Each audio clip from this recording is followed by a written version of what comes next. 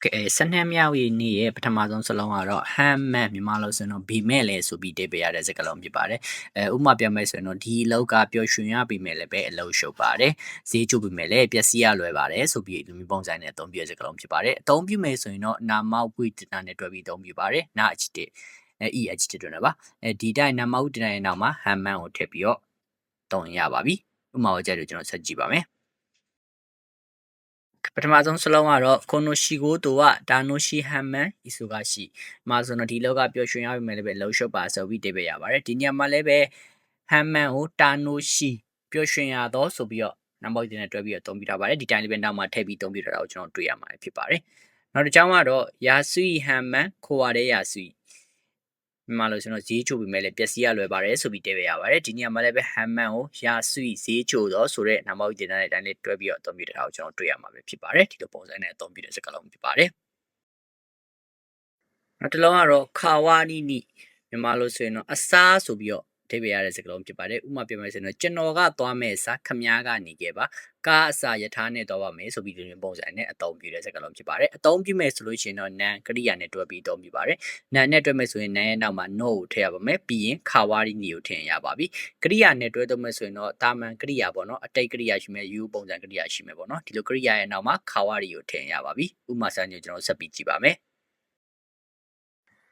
まあ、ပထမကြောင်းတော့私が行く代わりに君が残ってမြန်မာလိုဆိုတော့ကျွန်တော်ကသွားမယ်စခမရနေခဲ့ပါဆိုပြီးအဓိပ္ပာယ်ရပါတယ်ဒီနေရာမှာတော့ခါဝါရီကိုကရိယာ buff နဲ့တွဲသုံးထားပါတယ်ဒီအချိန်မှာ iku သွားမယ်ဆိုတဲ့ကရိယာထောင်းသွားပြီးတော့ iku ခါဝါရီနီသွားမယ်အစားဆိုပြီးဒီလိုမျိုးပုံစံနဲ့အသုံးပြုထားတာတွေ့ရဖြစ်ပါတယ်နောက်တစ်ကြောင်းကတော့ခုရုမနောခါဝါရီနီဒန်ရှာတဲ့ iku မှာလို့ဆိုရင်တော့ကားအစားယထာနဲ့သွားပါမယ်ဆိုပြီးအဓိပ္ပာယ်ရပါတယ်ဒီနေရာမှာလည်းပဲခါဝါရီကိုနောင်နဲ့တွဲပြီးသုံးပြပါတယ်ဒါကြောင့်မလို့နောင်ရဲ့အနောက်မှာ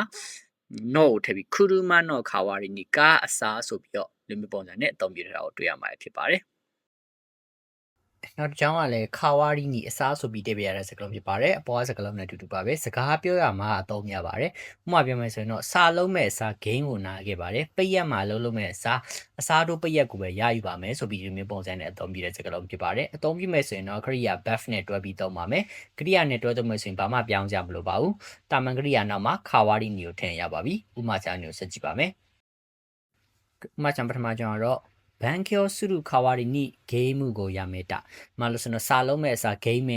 ပြန်နာခဲ့ပါတယ်ဆိုပြီးဒီပဲရပါတယ်ဒီနေရာမှာလည်းပဲခါဝါရီရဲ့ရှင်မှာဘန်ကျော်စုရုစာလုံးမဲ့ဆိုတဲ့ကရိယာကိုဘာမှမပြောင်းမတိုင်းထားတာကိုထားပြီးသုံးပြတာကိုတွေ့ရမှာဖြစ်ပါတယ်နောက်တစ်ကြောင်းကတော့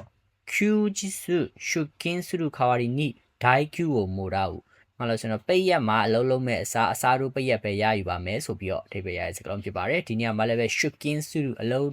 လောက်တဲ့အလုံးတက်တဲ့ဆိုတဲ့ကရိယာရဲ့နောက်မှာဘာမှမပြောင်းမနေခါဝါရီနီကိုထည့်ပြီးသုံးတာကိုကျွန်တော်တွေ့ရမှာဖြစ်ပါတယ်ဒီလိုပုံစံနဲ့သုံးပြပါတယ်နောက်ကြောင်းကတော့ need ties တဲ့အဓိပ္ပာယ်နှမျိုးရှိပါတယ်အပေါ်ပတ်သက်ပြီးဆိုပြီးတော့အဓိပ္ပာယ်ရတဲ့စကားလုံးမှာအခြေအနေပေါ်မူတည်ပြီးတော့သုံးရတဲ့အဓိပ္ပာယ်လေးကွာခြားသွားမှာဖြစ်ပါတယ်ဥပမာပြောမယ်ဆိုရင်တော့ဧည့်သည်အပေါ်ရိုင်းပါတယ်အကိုကပေါင်းတင်းဆက်ဆံရတာကြိုက်တာနဲ့ပတ်သက်ပြီးညီကတိတ်တိတ်ဆိတ်ဆိတ်နေတာပါဆိုပြီးဒီလိုမျိုးပုံစံနဲ့အသုံးပြုတဲ့စကားလုံးမှာဖြစ်ပါတယ်အသုံးပြုမဲ့ဆိုလို့ရှိရင်တော့တာမန်ဝါကြိုက်နဲ့တွဲပြီးသုံးရပါပြီဘာမှပြောင်းကြမလို့ပါဘူးအဲဒီနောက်မှာ need ties တွေကိုထည့်ရပါပြီဥပမာစာမျိုးဆက်ပြီးကြည့်ပါမယ်ပထမကြောင်းကတော့โอเคဆာမနီတိုက်တဲ့စရီဒါအဲ့တဲ့ပေါ်ရိုင်းပါတယ်ဆိုပြီးတိပဲရပါတယ်ဒီနေရာမှာလည်းပဲနန်ရဲ့နောက်မှာနီတိုက်တဲ့ကိုထည့်ပြီးတော့အဲ့တဲ့အပေါ်ဆိုပြီးဒီမျိုးပုံစံနဲ့အသုံးထားတာကိုတွေ့ရပါတယ်နောက်တစ်ကြောင်းကတော့အာနီဝဂိုင်ကိုတေကီနာနိုနီတိုက်တဲ့အိုတိုတိုဝရှီဇူကာဒမြန်မာလို့ဆိုတော့အကိုကပေါင်းတင်ဆက်ဆံရတာကြိုက်တာနဲ့ပတ်သက်ပြီးတော့ညီကတိတ်ဆိတ်နေတာပါဆိုပြီးတော့အရှိမအကိုကဇရိုက်တစ်မျိုးအနောက်မှာညီကဇရိုက်တစ်မျိုးဆိုပြီးဒီပုံစံနဲ့သုံးထားတာကိုတွေ့ရပါဖြစ်ပါတယ်ဒီနေရာမှာလည်းဂိုင်ကိုတေကီနာနော်ပေါင်းတင်ဆက်ဆံရတာကြိုက်ပေမဲ့လည်းပဲဆိုတော့ပုံစံရဲ့နောက်မှာ need dice တွေကိုထည့်ပြီးတော့ဒါတာမန်ပုံစံနဲ့ပဲတွေ့တုံးထားကျွန်တော်တွေ့ရမှာဖြစ်ပါတယ်။ကဲနောက်တစ်ကြောင်းကတော့ need ခူတာပဲတဲ့မှာလို့ဆိုရင်တော့နိုင်ရှင်ရင်ဆိုပြီးတိပဲရပါတယ်။ဥပမာပြောမယ်ဆိုရင်မနစ်ကနေနိုင်ရှင်ရောင်းအားတိုးလာခဲ့ပါတယ်။တိုကျိုကရွာဘက်ပိုင်းနဲ့နိုင်ရှင်တော့အိမ်လာကဈေးကြီးပါတယ်ဆိုပြီးပုံစံနဲ့အသုံးပြုရဖြစ်ပါတယ်။အသုံးပြုမယ်ဆိုရင်တော့ noun နဲ့တွဲပြီးသုံးပါတယ်။အဲဒီနောက်မှာ need ခူတာပဲတဲ့ကိုထည့်ရပါပြီ။ဘာမှပြောင်းကြမလို့ပါဘူး။ဥပမာဝကြောင့်ကျွန်တော်ဆက်ပြီးကြည့်ပါမယ်။